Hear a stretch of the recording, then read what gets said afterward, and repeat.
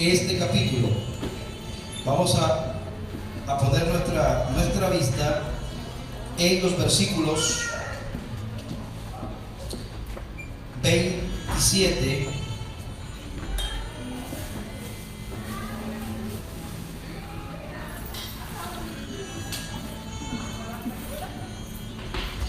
del 27 en adelante. ¿Se recuerdan que la semana pasada hablábamos de que Jesús venía, ¿verdad? Y a la casa de Jairo, donde su niña había muerto. ¿Qué edad tenía la niña? 12 años. Y en el transcurso, una mujer que tenía una enfermedad de hacía ¿cuánto tiempo? 12 años, se acerca a Jesús, con fe toca el borde de su manto, y decíamos que no es el método, sino que es la fe. ¿Okay? No es el método, no se deje vender objetos, porque no son los objetos, es la fe. Este es un camino de fe. Y cuando llegamos a la casa de Jairo, donde estaba su niña, estaba muerta, pero Jesús llegó, y ¿qué fue lo que Jesús dijo? La niña no está muerta. Y todos los demás empezaron a burlarse de Jesús. Y decíamos que cuando la vida llega, la muerte tiene que desaparecer. Bueno, Jesús volvía de la casa principal de la sinagoga, donde había resucitado a esta niña, y volviendo de ese lugar es que encontramos el episodio de esta noche. Yo quiero que veamos esto para que sea hermoso. Es como que venimos nosotros también junto con la multitud y venimos viendo lo que Jesús hace. Únase, ahora sí, a esta caravana con Jesús, viendo lo que Jesús va haciendo, pero aplicándolo a su vida. Usted es una persona que necesita de Cristo desesperadamente. Amén. Necesitamos del Señor desesperadamente. Sin Él somos como un pez fuera del agua. Nos morimos. Nos morimos. Él mismo dijo: sin mí nada podéis hacer. Así es que vamos a ver qué pasó. Dice la Biblia que cuando el Señor resucitó a esta niña, dijimos que eran tres milagros que Jesús hizo de resurrección, de levantar a un muerto. Eso es lo más tremendo. Y nosotros decíamos que los judíos tenían a sus grandes profetas que habían hecho estas hazañas. Dos profetas del Antiguo Testamento que resucitaron muertos. ¿Quiénes fueron? Elías y el otro, ¿cómo se llamó? Los dos comienzan con E. Elías y Eliseo. Pero ahora vemos a Cristo resucitando a los muertos. Y decíamos que cuando Cristo está, Él es el único, el que tiene la última palabra, porque Él le puede dar vida a lo que está muerto. Entonces dice el versículo 27, ponga sus ojos ahí. Pasando Jesús de ahí, ¿de dónde? Venía de la casa de Jairo, de levantar a esta niña. Su fama se había difundido, la gente estaba eufórica. Un profeta, un sanador, el Mesías, estaba caminando por las tierras de Jerusalén, y todo el mundo quería salir, porque ¿sabe qué? Jesús no cobraba. O sea, la gente tenía su milagro, Jesús tenía compasión de ellos, querían estar frente a Jesús, porque Jesús nunca les pidió un 5. Hubo algo que Cristo siempre pidió. ¿Qué es? Que tengamos, ¿qué? Fe. Eso es muy importante. Vamos a ver qué dice el 27. Pasando Jesús de ahí, le siguieron 2 ciegos. Hermano, esta es una condición difícil, ser ciego. Especialmente nosotros que vemos. Y no lo tome como un chiste, sino que una persona que nace ciego no tiene el privilegio de ver, no sabe qué es ver. Pero hay personas que pierden la vista a una edad adulta por una enfermedad, por un dolor de cabeza, y eso es terrible porque ya no saben cómo conducirse como lo hacían antes. Estos hombres dicen que pasando de ahí le siguieron 2 ciegos. Estos ciegos, hermanos, creo que ellos, acuérdense que los ciegos tienen más agudo el oído. Y creo que estos ciegos oían el alboroto que Cristo había levantado a esa niña, y ellos oyendo todo, porque no podían ver, y esto es muy interesante, pero podían oír la fama de Jesús y decían: si Jesús pudo levantar a esa niña de la muerte, ¿será que Jesús puede darnos la visión? Pasando Jesús de ahí, le siguieron dos ciegos, dando voces y diciendo: ten misericordia de nosotros. Le voy a decir algo, hermano, que yo descubrí en este versículo. Cuando usted sufre, cuando usted tiene un compañero al lado, que usted sufre con él, usted no pide para usted nada más. Ellos decían, fíjense que los ciegos no decían por su lado: ten misericordia de mí, como una forma egoísta, sino que decían: Señor, ten misericordia de nosotros, porque si yo quiero recobrar mi visión, yo quiero que mi compañero también. Eso es bonito. No ore solo para usted. Señor, ten misericordia de nosotros. Eso es muy bonito, hermanos. Como iglesia, como familia, como hijos de un mismo Padre, debemos de orar así. Señor, ten misericordia de todos nosotros. Todos los que estamos aquí, hermanos, tenemos una necesidad grande, todos. La diferencia es que varía cuál es la suya y la mía, pero al final todos tenemos una necesidad. Así que podemos decir como los ciegos: ten, fuerte quiero oír, de nosotros. No piense tanto en lo suyo, piense en los demás. Eso es una lección muy linda, ¿verdad? Ten misericordia de nosotros, hijo de David. Esto es revelador también, porque Jesús no era hijo de David. ¿De quién era hijo Jesús? No, en la aldea, conocido. ¿Era hijo de quién? José. De José y María. ¿Dónde estos ciegos leyeron? ¿Por qué dijeron hijo de David? Mire, vamos a ver que estos ciegos tenían limitaciones físicas, pero sus ojos espirituales estaban abiertos. Ellos podían ver algo que los demás no veían. Otros veían un Jesús, un sanador, un profeta que había llegado a la ciudad, pero estos veían más que eso. Estos veían a Jesús, el hijo de David. ¿Qué significa eso? Del trono de David saldría el rey de Israel. Estos ciegos tenían una revelación que otros no tenían.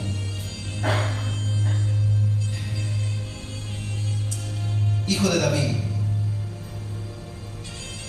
Voy a leerlo primero así para ten misericordia de nosotros. 28. Y llegando a la casa, a mí me llama la atención, porque estos venían corriendo o venían escuchando y oyendo: Señor Jesús, hijo de David, ten misericordia de nosotros. Y parecía que como que Jesús no les hacía caso. O sea, da a entender el pasaje, porque esperan llegar a la casa. Ahora, parece que al principio Jesús no se da por enterado, pero no es que Jesús no los conociera. ¿Usted cree que Jesús se enteró de los ciegos por los gritos? No, Jesús conoce todo lo que hay en el corazón. Acuérdese, Él es el creador. Él conoce. Alguien puede decir: es que nadie conoce lo que me está sucediendo, es que nadie sabe por lo que estoy atravesando. Alguien sí lo sabe. Y qué bueno que ese alguien que sí lo sabe, ese alguien sí nos puede ayudar. Amén. Y eso es importante. Estos hombres decían así, y Jesús se hacía como que no se había enterado. Dice: vinieron a él los ciegos, y Jesús les dijo, interesante, ¿creéis que puedo hacer esto? Ellos le dijeron: sí, Señor. Uno lo puede leer bien rápido, ¿verdad? Pero ante una imposibilidad, por ejemplo, en nuestros pueblos, casi siempre en todos los pueblos hay un mudo, ¿verdad? Que hay un mudo acá en todos los pueblos. Y entonces uno dice: pero este mudo, no creo que este mudo hable. O un ciego, por ejemplo. Pero Jesús les hace esa pregunta y les dice: ¿ustedes están seguros de que yo los puedo sanar? Y ellos no dudaron, le dijeron: yes sir. Bueno, no sé si hablaban inglés, pero le dijeron: sí señor. No dudaron. Y eso es bien importante, hermano. ¿Cree usted que el Señor le puede ayudar en su problema? Pero no un sí señor así, ¿verdad? Sino del corazón: sí señor, yo sé que tú lo puedes hacer. Y esa es la confianza que debemos tener en el Señor. Entonces les tocó los ojos, diciendo: conforme a vuestra fe os sea hecho. Les tocó los ojos. A otros dice que les puso lodo, revuelto con saliva. A esto les tocó los ojos, ¿verdad? Y los ojos de ellos fueron abiertos, y Jesús les encargó rigurosamente diciendo: mirad que nadie lo sepa. ¿Puede una persona que ha recibido la vista quedarse con ese secreto en su corazón? Ahora uno dice: ¿por qué Jesús les decía constantemente: miren, no lo digan? Y nosotros como pastores decimos: vas a dar testimonio. Pero Jesús decía: no lo digan. Pero ya entendimos por qué, ¿verdad? Porque la gente se iba a confundir y iba a venir a Jesús solamente por los panes, por los peces. Y Jesús quería también, acuérdense que la meta de Jesús era llegar ¿dónde? ¿A dónde tenía que llegar Jesús? A la cruz. Jesús no quería que lo hicieran rey, ¿verdad? Él no quería que lo hicieran rey. Él quería venir a morir por usted y por mí. Él rechazó todas las ofertas del mundo para ser un famoso en el mundo. Él dijo: mi reino no es de este mundo. Y nosotros debemos de perseguir ese reino. No se preocupe, hermano. No se preocupe si por ahora no tiene lo que la sociedad dice que usted debería tener en este momento para ser exitoso. Preocúpese porque Cristo Jesús esté en su corazón y que sea ciudadano del reino de los cielos. Amén. Esa residencia es la que más necesitamos. La de acá es buena y hay que orar por ella. La hermana, hay que orar por ella. La necesitamos. Es temporal, pero la más importante es la del reino de los cielos. Y los ojos de ellos fueron abiertos, y Jesús les encargó rigurosamente diciendo: mirad que nadie lo sepa. Mira el 31. Pero salidos ellos divulgaron la fama de él por toda aquella tierra. Ya no solamente era que había resucitado a la niña, ahora estos ciegos, ya no vamos a decir ciegos, sino ciegos, divulgaron. Me imagino que llegaron a su casa, mamá, hijo, hermano, no sé si tenían familia, y empezaron a ver la belleza, hermano, de tener ya le dio la suerte por su vista. Qué bendición, ¿verdad? Qué bendición. No sé si seríamos más felices si no viéramos. Que a veces lo que vemos es lo que codiciamos. Eva vio y codició. Por eso dice la Biblia que tenemos que andar por fe y no por vista, porque la vista nos engaña y nos confunde. Quiero entrar ya leímos, ¿verdad?, más o menos el pasaje, pero quiero explicarles el contexto de lo que estaba sucediendo. ¿Por qué estos ciegos dijeron hijo de David? En ese momento los judíos esperaban que apareciera el Mesías. El Mesías es el ungido de Jehová, el libertador del pueblo, pero lo esperaban como una figura política, ¿verdad? O militar. Lo veían como uno de esos conquistadores de los tiempos. No lo veían tanto como un sanador. Por eso estos hombres ciegos entendían que una relación entre la sanidad y el Mesías ellos entendían esa parte. Hay algo importante, hermanos, que quiero que notemos. Dios gobierna por sobre la ceguera. Miren lo que dice Éxodo 4, 10 al 11. Dice: entonces dijo Moisés a Jehová: ay Señor, nunca he sido hombre de fácil palabra. Cuando sabemos el contexto, cuando Dios lo envió a libertar al pueblo en Egipto. Ni antes ni desde que tú hablas a tu siervo, porque soy tardo en el habla y torpe de lengua. ¿Algunos creen que él era un poco tartamudo? Mira lo que dice el 11. Y Jehová le respondió: ¿quién dio la boca al hombre? ¿Quién le puso su boca? Nunca diga: ay, mi boca es muy fea. ¿Quién se la puso? Señor, no se ande poniendo cosas más ahí en un labio. Bueno, pinturitas sí, pero no cosas que le inflan. Porque Dios lo hizo bueno, Dios lo hizo perfecto. Dice, ¿quién hizo la boca? ¿O quién hizo al mudo y al sordo? Al que ve y al ciego, ¿quién lo hizo? ¿No soy yo Jehová? Dice la Biblia. A veces le atribuimos al diablo cosas, ¿verdad? El único que tiene autoridad sobre la creación es el Creador, mis amados hermanos. Quiero leer otro versículo. Proverbios 20:12 dice: el oído que oye y el ojo que ve, ambas cosas igualmente ha hecho Jehová. El Señor nos ha hecho. Confíe en Él sin dudar. Él sabe lo que hace y lo que hace, lo hace bien. Yo creo que estos hombres, cuando detectaron que Cristo era el Mesías, estos pasajes vinieron a su mente y dijeron: este es el que hizo la boca, este es el que hizo los ojos, Él puede ayudarnos. Estos ciegos proclamaron en las calles de Capernaum que había llegado el Mesías y que el Mesías era Jesús. Estos hombres estaban imposibilitados de sus ojos naturales, pero tenían una visión 20/20 en lo espiritual. Eso, hermanos, es de suma importancia para nosotros. Le voy a decir por qué. Hay un mundo espiritual que es real, ¿verdad, hermana Mercy?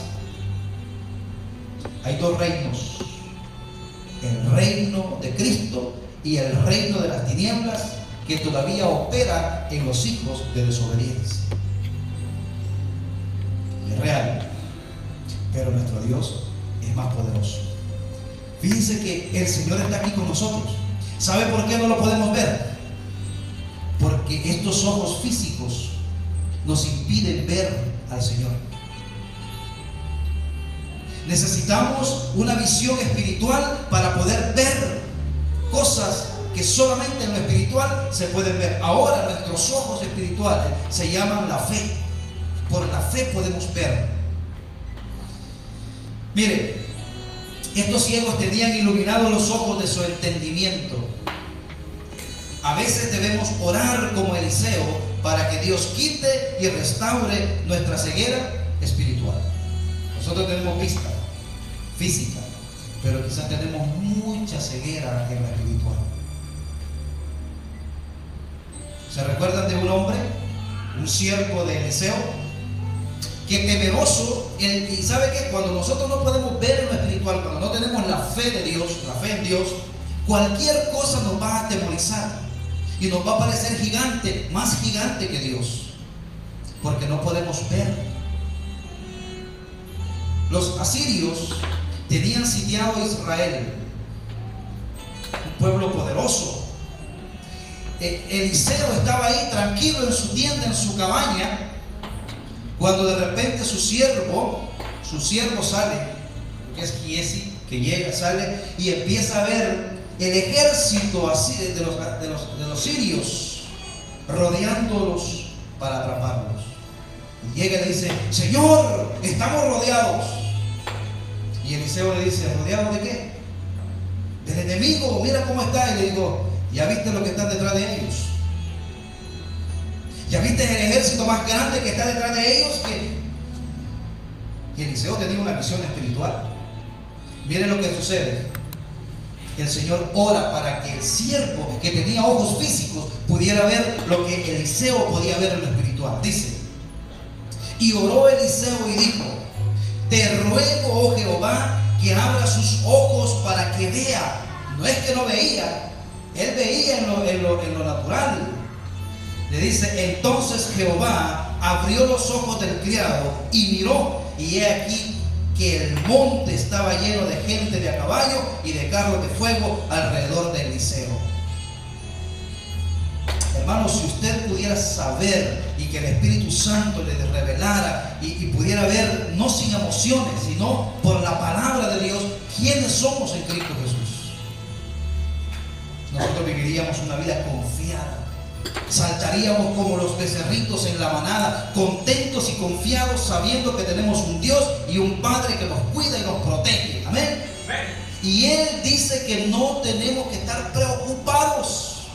La preocupación o la ocupación previa es pecado. Es duda. ¿Y qué va a pasar mañana? ¿Y qué va a pasar con mi familia? ¿Y qué va a pasar con mi trabajo? ¿Y qué va a pasar con mi vida? No. Eso es pecado ante Dios si usted dice que es cristiano. Usted tiene que vivir confiado en el Dios Todopoderoso que usted ha creído. Yo me imagino a Giesi. Entonces sí, ¿verdad? Ahora sí veo. Wow, como entré. Hace poco estaba viendo, a mí me gustaba mucho en El Salvador, el diario, buscar una página donde venían unas fotos de 3D Manía. No sé si ustedes cuántos vieron eso. Y uno se quedaba, y cuando de repente podía ver eso en 3 dimensiones, yo, wow, qué tremendo. No, a simple vista no se puede ver, hay que enfocarlo bien para poder verlo. Pienso que espiritualmente es así. No puede verlo con sus ojos directos, es como los ojos de la fe y fundamentados en la palabra de Dios. ¿Amén? Se ve entonces estos hombres,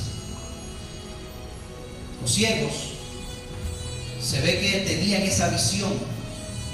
Esa visión, podían ver a Jesús, podían verlo como el Mesías, podían ver lo que los religiosos en el templo no podían ver. Miren qué bonito, dice la Biblia que Dios ha reservado los misterios para los pobres de este mundo, para avergonzar a aquellos que se creen.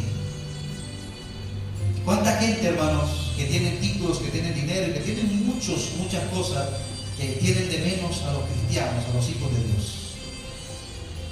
Ellos no saben lo que nosotros sabemos. Ellos no viven como nosotros vivimos, si es que nosotros confiamos en Cristo. Estos hombres, estos siervos, se ve que en estos hombres la insistencia en su ruego a Jesús, no vieron sus limitaciones, sino el poder de Jesús como el ungido del Padre. Si usted aprende a ver con sus ojos de la fe, no va a ver más sus limitaciones. Va a empezar a ver con los ojos de la fe. Y eso va a glorificar a Dios. Cualquiera que sean nuestras necesidades y cargas, con sus ojos físicos los va a ver muy grandes e imposibles. Pero con los ojos de la fe, usted va a decir, wow, si hay un ejército que acampa alrededor de nosotros, que nos cuida y nos defiende.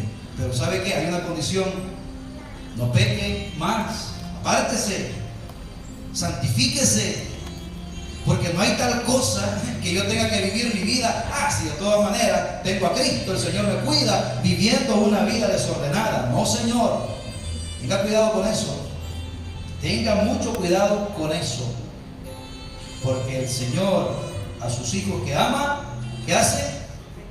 Disciplina. Y si no lo disciplinan a usted, usted no es hijo. Debemos clamar por la misericordia de nuestro Señor Jesucristo. ¿Qué decían los ciegos? Señor, ten misericordia de mí, o de nosotros, ¿verdad? Les tengo una noticia muy buena. En Cristo hay misericordia para todos. Para todos. Ellos siguieron gritando, y esto habla de su fe y de su insistencia, y que nos enseña a orar siempre y no desmayar, aunque la respuesta no llegue al momento. Dice que estos hombres siguieron a Jesús, y no fue hasta llegar a la casa, no sabemos qué tanto fue el trayecto, porque aquí nada más el evangelista nos habla, ¿verdad?, de cómo sucedió que le gritaron, pero no sabemos cuánto tiempo siguieron gritando hasta llegar a la casa. Nos habla de no desmayar, aunque la respuesta no llegue en el momento. Usted le pide algo al Señor y dice, pero usted lo quiere ya. Somos cristianos microwave. Todavía enfrente del microwave estamos. El microwave que no se apura, yo lo voy a cambiar por uno más nuevo porque se está tardando. Y a veces queremos que Dios obre así, ¿verdad? Así como una varita mágica. No, Dios lo hace todo a su tiempo. Y Él a veces nos da un tiempo prolongado para que nuestra fe se fortalezca. Quiero decirle algo, hermanos. Toda petición nos hace llegar a un punto real donde debemos responder a la gran pregunta. Y Jesús les dijo, ¿qué les dijo Jesús? ¿creéis que puedo hacer esto? Toda petición que usted tiene en este momento, que es la más grande y la más difícil, Dios le va a hacer esa pregunta a usted. Y usted no puede responder emocionalmente: sí, Señor, yo creo, amén, aleluya. Para los ciegos era una pregunta que confrontaba su verdadera fe. Les dijo: ¿creéis que puedo hacer esto?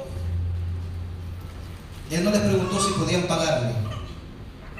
Que a veces uno dice: sí, Señor, yo te voy a seguir, yo te voy a servir, yo voy a ir a la iglesia. No, Jesús no le estaba diciendo: ustedes me pueden pagar a mí con ir a la iglesia, ir al templo y dar testimonio de mí. El Señor requirió una sola respuesta: ¿creéis que puedo hacer esto? Esta pregunta, hermano, confirmaba o confirmaría a los ciegos que Jesús no solamente era descendiente o hijo de David, sino que él era el Hijo de Dios. Quería que supieran que Jesús no solamente era el Hijo de David, el Mesías, sino el Hijo de Dios. Él da la vida a los ciegos. Él da la vista a los ciegos, por el poder de su gracia y por la autoridad de su palabra. Hay algo muy lindo, no lo puse ahí creo, pero lo escribí aquí. Dice: cuando se conjuga, número uno, la fe, la palabra y la voluntad de Dios, aparece un milagro. Se lo voy a repetir. Cuando se conjuga la fe, la palabra y la voluntad de Dios, aparece un milagro. Usted está viendo su problema. Usted necesita fe. Necesita confiar en la palabra de Dios. Y en tercer lugar, dejar que sea la voluntad de Él, y entonces aparecerá un milagro. Amén. Y eso es muy lindo. Aquí los ciegos se dirigieron a Jesús como Hijo de David, lo cual es significativo en un evangelio como Mateo. ¿Se acuerdan que Mateo está dirigido para los judíos? Comienza con la genealogía de Jesucristo para que se den cuenta que Él es hijo de Abraham, que es el heredero de las promesas. Y cuando dice Hijo de David, lo presenta como del linaje de un rey. Este es otro caso notable en que el Señor pidió que no se divulgase lo que había ocurrido al respecto. Al leproso le había dicho lo mismo, ¿se acuerdan? El leproso, cuando fue limpio, dijo: ve y no digas nada. Y él no siempre lo dijo. Seguramente Jesús, sabemos que quería evitar que la muchedumbre se abalanzara sobre él, ¿verdad? Y entonces solamente para la salud física. Miren, no busque a Jesús solamente para que le resuelva un problema. ¿Sabe por qué? Porque mañana vendrá otro problema de otra forma. Busque a Jesús por lo que realmente Él es. El Señor quería que estos ciegos no solamente creyeran que Él era el ungido, ¿verdad? Sino que tuvieran una seguridad que Él es el Hijo de Dios, el Hijo de David, ¿no? Sino que el Hijo de Dios. Vamos a ver qué siguen diciendo los versículos 32 al 34. Aquí vemos que hay otro milagro. Vamos a dejar los ciegos porque seguimos caminando en la caravana, ¿verdad? Con Jesús, en la caminata con Jesús. Mientras salían ellos, o sea, mientras Jesús hacía este milagro ya en la casa de los ciegos y los sana, cuando salían, aquí le trajeron un mudo. Este es diferente. Estamos hablando de una persona, de dos hombres que no veían. Ahora el relato sigue hablando de una persona que no hablaba. Dos limitaciones físicas. Mientras salían ellos, aquí le trajeron un mudo, y aparte de eso que tenía el mudo, estaba endemoniado. Si de por sí los mudos dan miedo, porque uno no sabe, no puede comunicarse con ellos, y uno no sabe si están, es complicado. Pero imagínense que aparte de eso, de endemoniado. Y mire qué interesante, el 33. Y echando fuera el demonio. ¿Quién puede echar fuera el demonio? ¿Quién puede echar fuera el demonio? Jesús. Y nosotros, sus hijos, podemos echar fuera los demonios en el nombre de Jesús. Amén. No le tenga miedo a los demonios. Ahora, si su vida no está andando de la forma en que Dios quiere, usted va a tener miedo, demonio.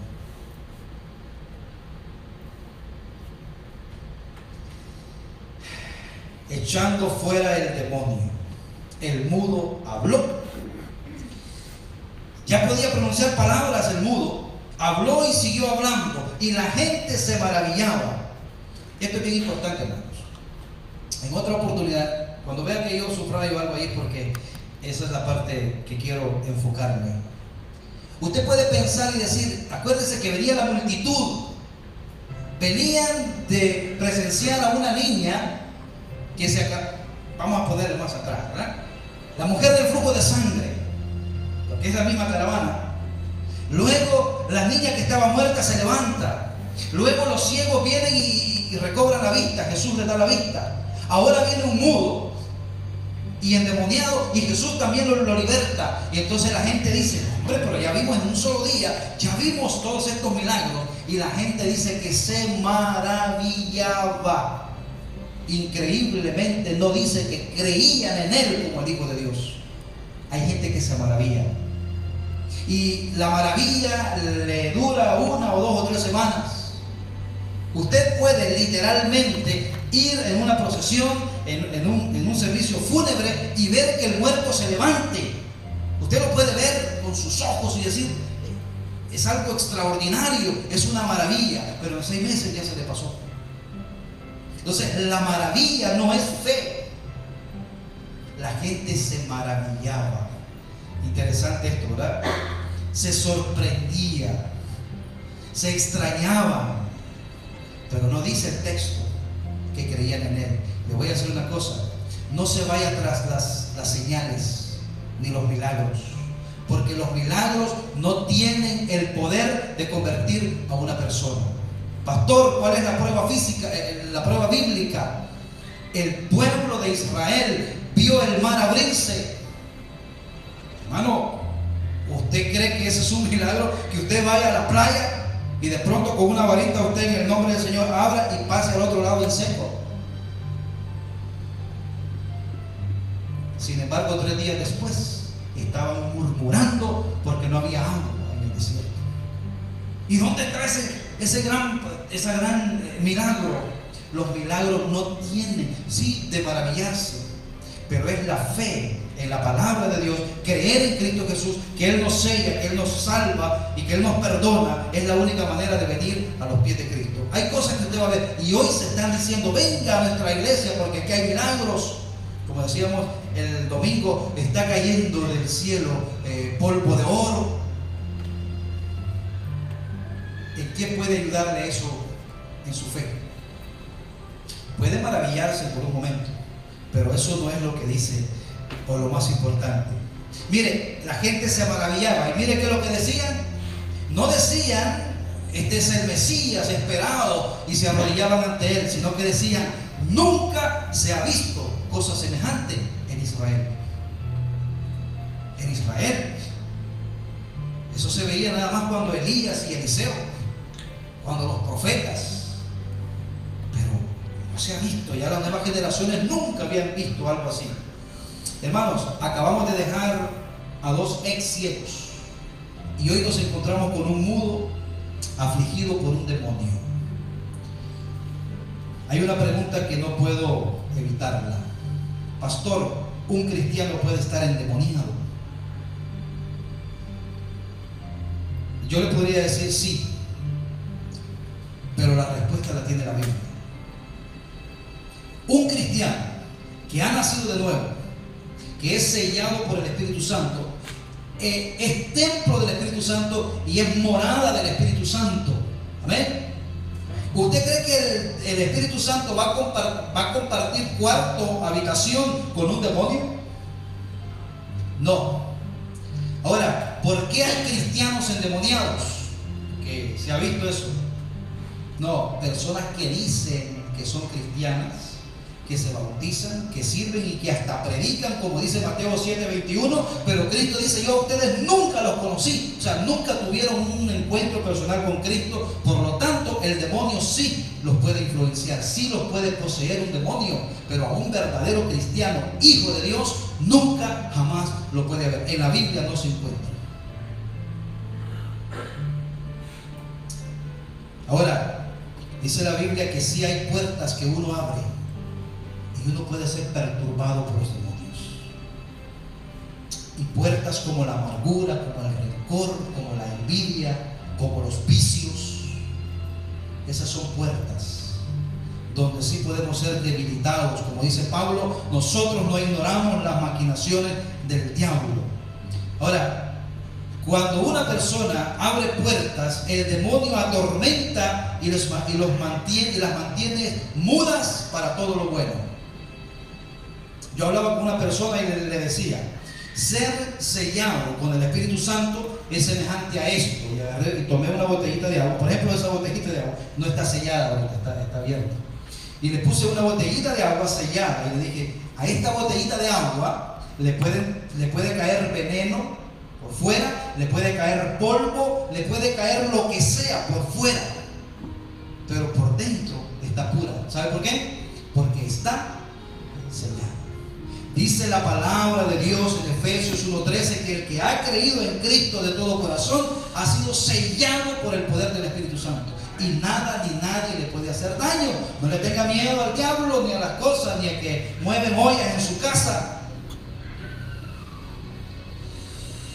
Ahora sí, saque cosas que usted sabe que pueden abrir puertas para que el enemigo llegue a perturbar. Quizá un día les diré el testimonio de por qué estoy hablando todo esto. Satanás y su reino es real. Dios me permitió el poder comprobarlo. Lo había leído, lo había estudiado, pero ahora, como dicen los discípulos, no puedo negar lo que he visto y lo que he oído. Y le tengo un mensaje, amada iglesia: el enemigo es real y quiere destruir a usted. Por eso usted tiene que reconocer si es cristiano, hijo de Dios, sellado por el Espíritu Santo. Porque a los hijos de Dios nada ni nadie los podrá arrebatar de su mano. Ni lo alto, ni lo bajo, ni lo profundo, ni ninguna otra cosa creada nos podrá separar del amor de Cristo Jesús. Estamos sellados, estamos protegidos en Cristo Jesús si usted es verdadero hijo de Dios. Esto no se trata de ser miembro de la iglesia y que yo pertenezco a tal iglesia, a tal denominación, porque allá me enseñaron esto. Olvídese. Si usted no es hijo de Dios, usted está a merced del enemigo. Examínese, dice Pablo, si usted está en la fe. El demonio perturba a aquellos y los hace mudos para que no hablen las cosas buenas, para que no oren. Le tapa la boca, hace mudos. Así, pero sí bien comentamos otras cosas, pero para orar no. Y a veces digo: pero usted puede orar. No, pastor, yo no puedo, pero puede hablar. Hablar sí, usted puede orar, ¿no? Sí, orar es hablar con Dios. Pero ¿por qué para eso somos mudos? ¿No será que nos tienen tapada la boca? Este hombre fue atraído a Cristo justo cuando los ciegos habían sido sanados. Vemos que las obras de Cristo eran una tras otra, porque Él tenía compasión de la gente. Elías y Eliseo habían realizado milagros de sanidad extraordinarios, pero en el Antiguo Testamento vemos que solo David fue quien usó un exorcismo. Fíjense que es interesante esto. Milagros tremendos, pero exorcismos en la Biblia solo vemos a David. Hermano, ¿qué le pasaría si a usted, una persona, se le manifestara el demonio? ¿Qué haría usted? ¿Está preparado para, en el nombre de Jesús, batallar con ese demonio? Tenga mucho cuidado. La próxima vez que diga que va a orar, prepárese. Porque Satanás puede ser que se manifieste. No vaya a ser usted como aquellos hijos del tal Ezeba, que quisieron echar fuera un demonio y lo sacaron desnudos, los demonios, y los arañaron es serio, hermanos. Pero es fácil, usted lo puede hacer porque no es su poder, es en el nombre de Jesús. Pero no es el Jesús el que predica el pastor, sino es Jesús en el que usted confía. Mire lo que dice 1 Samuel 16, 23, hablando de David. Dice que Saúl, el profeta, el rey, había sido desechado por Dios. En aquel tiempo el Espíritu Santo reposaba y se iba, reposaba y se iba. En una de esas ya el Espíritu de Dios ya no estaba en Saúl. Y dice que un espíritu malo, un mal espíritu, un demonio, lo atormentaba. Hermano, no quiera usted ser atormentado por un demonio. A veces uno dice, no, es que esta mujer o este hombre no se comporta como el demonio. No tiene nada que ver con eso. Es una fuerza sobrenatural. Mire, dice, y cuando el espíritu malo de parte de Dios venía sobre Saúl, esa es una parte que uno dice, pero ¿por qué el espíritu malo venía de parte de Dios? Lo que significa es que Dios permitió que ese espíritu malo atormentara al rey. Dice, y cuando el espíritu malo de parte de Dios venía sobre Saúl, David tomaba el arpa y tocaba con su mano, y Saúl tenía alivio y estaba mejor, y el espíritu malo se apartaba de él. Un exorcismo de una manera distinta, pero a mí me llama la atención que siendo David y Jesús del linaje de David, Jesús sería el único que puede echar fuera a los demonios. Usted sabe que los demonios solamente se sujetan al nombre de Jesús. En el nombre de Jesús. En los capítulos mire lo que dice el 34 de Mateo. Pero los fariseos decían, por el príncipe de los demonios, echa fuera los demonios. Ya no vamos a entrar mucho en ese detalle porque vamos ya a la recta final. Pero ellos decían, Jesús hace todos estos milagros. Acuérdense que ellos iban detrás de él, siguiéndolo en la caravana, fariseos. Y decían, sí, es cierto, él hace todos estos milagros, echa fuera demonios, pero él lo hace en el nombre del diablo.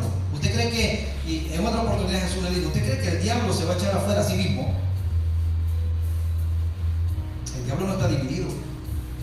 Entonces ellos decían, por el príncipe de los demonios echa fuera a los demonios.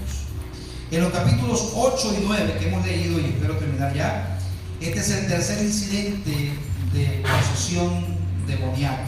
Los fariseos no negaron que él había hecho hablar al mudo, hacer ver a los ciegos o andar al paralítico. Le acusaron de realizar sus milagros por el poder de Satanás. Vamos a seguir el 35. Recorría Jesús las ciudades y aldeas. Miren qué interesante, hermano, esto es hermoso, porque el mismo Señor está hoy también con la misma disposición. Dice que Él recorría, Jesús, todas las ciudades y aldeas, enseñando en la sinagoga, siempre enseñando la Biblia, siempre enseñando la palabra, enseñando en la sinagoga de ellos y predicando el evangelio del reino y sanando toda enfermedad y toda dolencia en el pueblo. El evangelio del reino era el anuncio de que el reino de los cielos se había acercado y que había que prepararse para el rey. Él mismo era el rey. Cristo es el reino de los cielos. Se requería una condición de corazón que se aceptase al rey, que después iría a la cruz.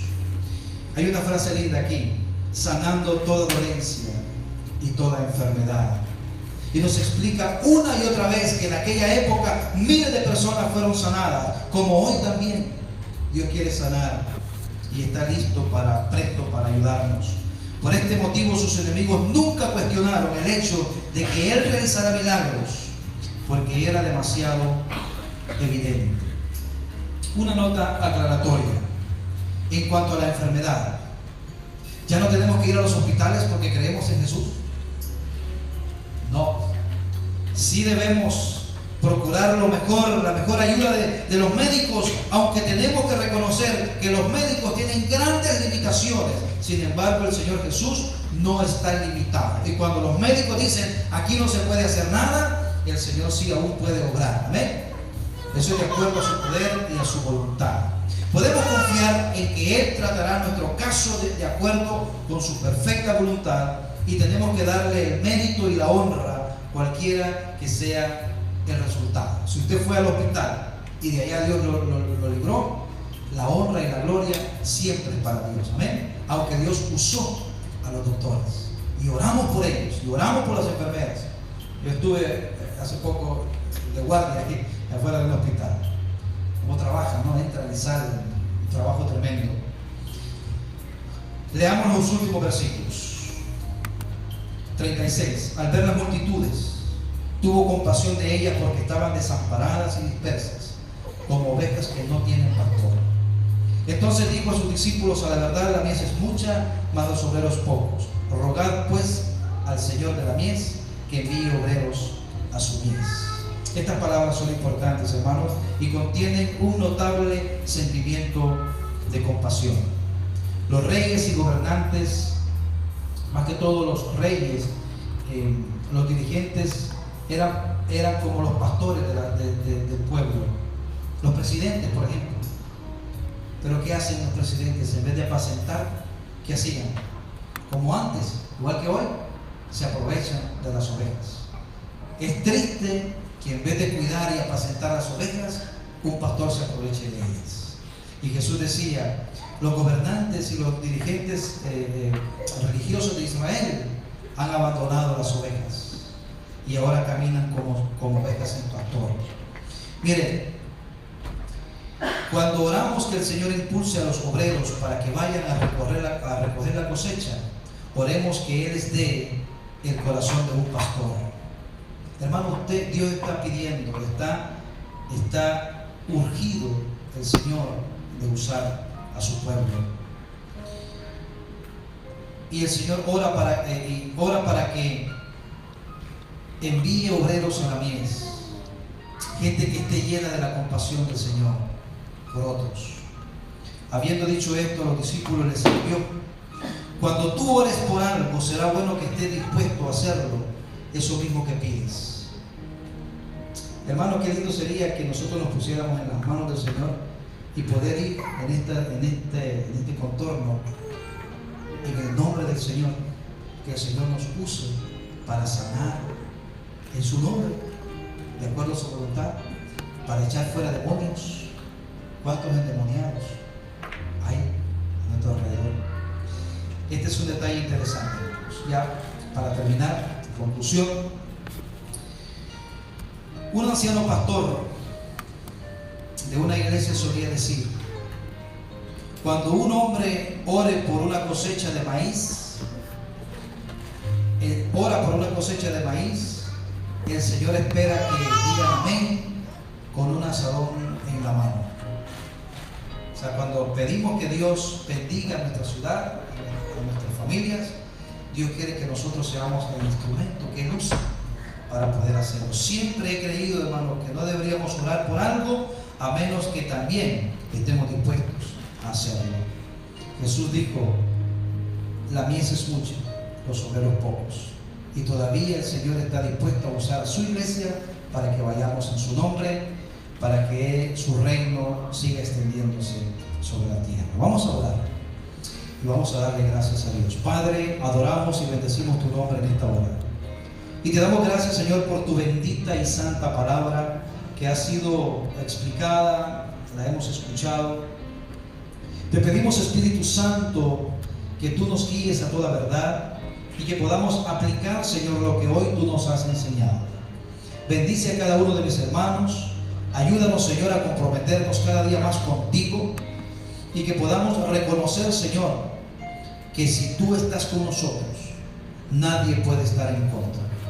Bendice, Señor, esta iglesia.